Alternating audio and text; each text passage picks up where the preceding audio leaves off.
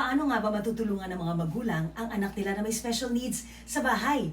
Number one, kailangan may structure, may schedule dahil ang ayaw ng mga bata na may special needs ay yung hindi nila inaasahan. May pagbabago bigla, ayaw nila ng mga unexpected o kaya hindi pamilyar yung mga paligid nila, yung mga ginagawa nila, yung mga pagbabago. Kailangan nasa psych natin ang mga anak natin with special needs na pa-practice natin at nang hindi sila nabibigla. Pangalawa, kilalanin nyo naman kung saan sila magaling. Pag maliit na bata, baka mahilig magkulay, so kailangan may mga crayola sila, may mga puzzles, building blocks, baka gustong maglalaro ng mga ganon, gagamitin yung mga maliliit nila na kamay.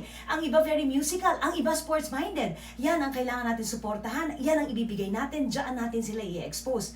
Kahit naman yung mga anak natin na walang special needs, ganyan ang dapat natin gawin bilang magulang, susuportahan natin kung ano ang talento nila.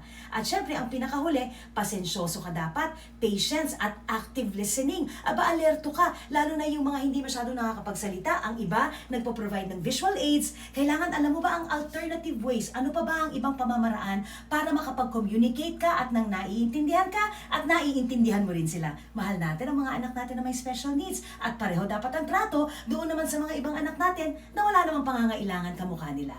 Think about that.